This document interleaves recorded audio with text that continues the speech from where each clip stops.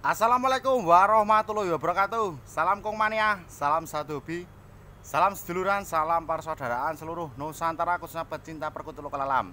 Para sedulurku dan para sahabatku, dimanapun sedulurku dan para sahabatku berada, semoga para sahabat dan para sedulur diberikan kesehatan, diberikan kemudahan, dilancarkan dalam mencari rezeki, dijauhkan dari wabah penyakit, dan selalu dalam perlindungan Allah Subhanahu wa Ta'ala. Amin amin ya robbal alamin. Oke ya, sedulurku dan para sahabatku, pada kesempatan kali ini ya, saya Chandra Rego Warsito ya akan berbagi ilmu ataupun tips kepada dulur-dulur dan para sahabat ya.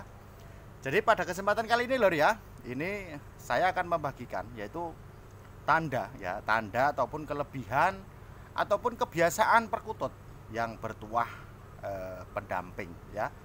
Jadi perkutut itu kan ada tuah pendamping, yang saya maksud itu kan kadang perkutut yang dari lokal ya, dari alam liarnya itu sudah ke bawah tuah yang ikut di tubuh burung perkutut ya.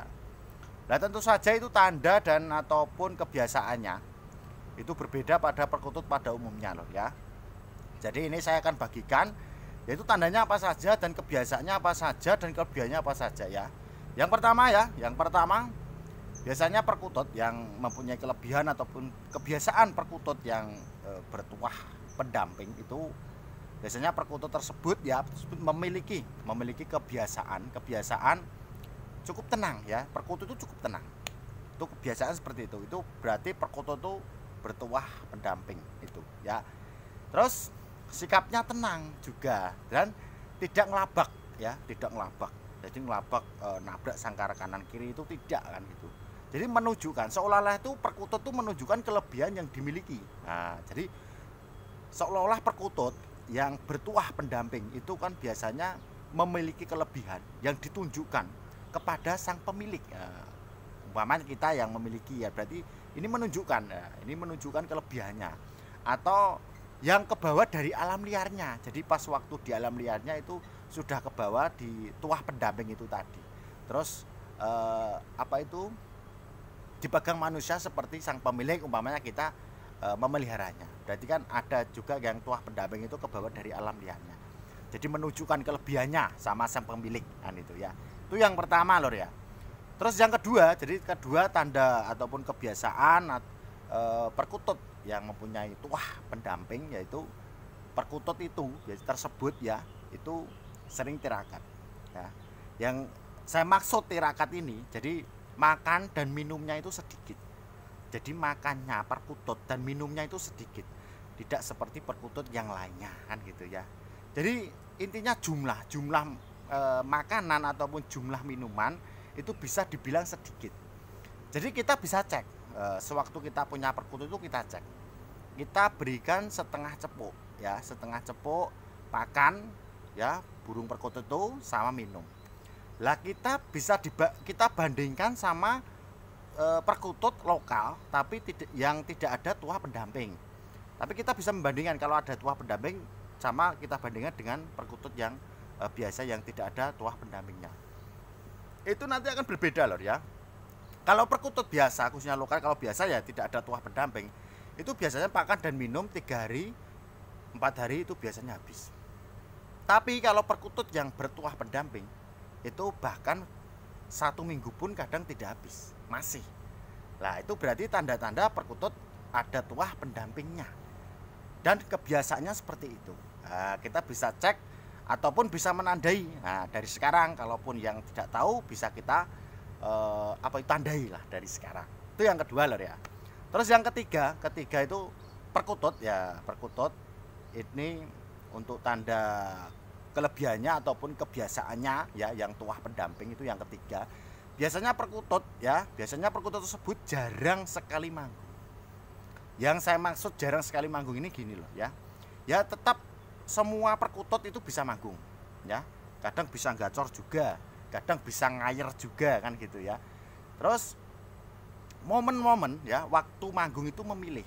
Jadi akan tetapi itu durasi. Jadi durasinya itu berkurang. Durasinya itu berkurang. Terus bunyinya waktu melihat suatu momen ya. Jadi manggungnya ataupun bunyinya perkutut itu melihat suatu momen. Jadi saat-saat yang tepat Nah, gitu ya. Suatu tanda baik ataupun ada tanda yang buruk sebagai pengingat. Sebetulnya sebagai pengingat. Jadi manggungnya perkutut yang mempunyai tuah pendamping itu manggungnya itu sebagai pengingat. Berarti ada suatu tanda. Suatu tanda itu ada kadang kan ada tanda yang baik ataupun buruk. Lah ini untuk mengingatkan. Berarti perkutut itu manggung berarti mengingatkan. Lah tergantung kita itu biasanya menandai dengan jam berapa. Biasanya perkutut kok jam segini manggung berarti ada tanda-tanda tertentu. Jadi tanda itu ada yang baik ataupun tanda yang buruk. Ya, itu yang bisa menilai itu sang pemilik. Ya, orang lain pun tidak bisa. Jadi sang pemilik sebagai pengingat lah intinya seperti itu ya. Itu yang ketiga. Terus yang keempat ya, yang keempat tanda kelebihan ataupun kebiasaan perkutut yang mempunyai tuah pendamping ya. Itu yang keempat, perkutut tersebut itu jarang tidur di waktu malam hari. Jadi perkutut pada umumnya emang pada waktu malam hari itu kan ada yang tidur loh. Tapi kalau perkutut yang ada tuah pendampingnya itu jarang sekali perkutut itu tidur waktu malam hari. Jadi umumnya perkutut kan pada tidur, umumnya kan gitu ya. Tetapi perkutut ini jauh berbeda ya, perkutut ini jauh berbeda kalau ada perkutut yang bertuah pendamping ya. Jadi malam hari itu mata itu selalu terbuka.